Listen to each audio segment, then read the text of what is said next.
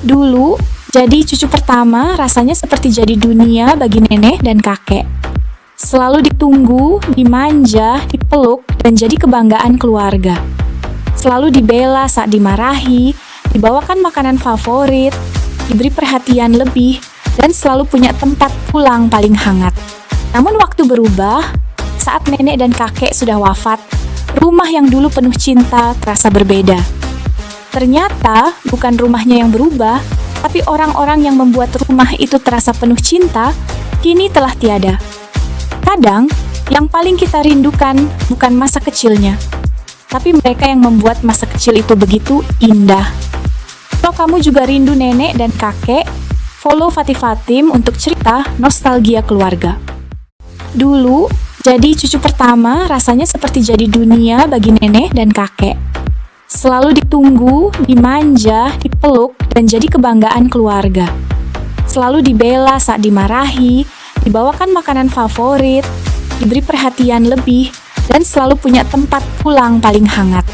Namun waktu berubah, saat nenek dan kakek sudah wafat, rumah yang dulu penuh cinta terasa berbeda. Ternyata bukan rumahnya yang berubah, tapi orang-orang yang membuat rumah itu terasa penuh cinta, kini telah tiada. Kadang, yang paling kita rindukan bukan masa kecilnya, tapi mereka yang membuat masa kecil itu begitu indah. Kalau kamu juga rindu nenek dan kakek, follow Fatih Fatim untuk cerita nostalgia keluarga. Dulu, jadi cucu pertama rasanya seperti jadi dunia bagi nenek dan kakek. Selalu ditunggu, dimanja, dipeluk, dan jadi kebanggaan keluarga.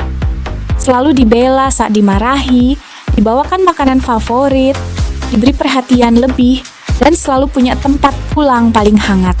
Namun waktu berubah, saat nenek dan kakek sudah wafat, rumah yang dulu penuh cinta terasa berbeda.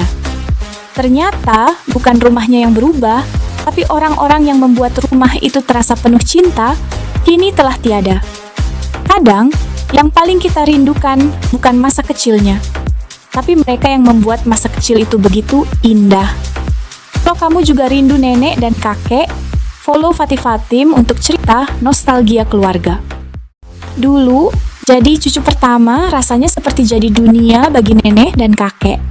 Selalu ditunggu, dimanja, dipeluk, dan jadi kebanggaan keluarga. Selalu dibela saat dimarahi, dibawakan makanan favorit, diberi perhatian lebih, dan selalu punya tempat pulang paling hangat. Namun waktu berubah, saat nenek dan kakek sudah wafat, rumah yang dulu penuh cinta terasa berbeda. Ternyata bukan rumahnya yang berubah, tapi orang-orang yang membuat rumah itu terasa penuh cinta, kini telah tiada. Kadang, yang paling kita rindukan bukan masa kecilnya, tapi mereka yang membuat masa kecil itu begitu indah. Kalau kamu juga rindu nenek dan kakek, follow Fatih Fatim untuk cerita nostalgia keluarga.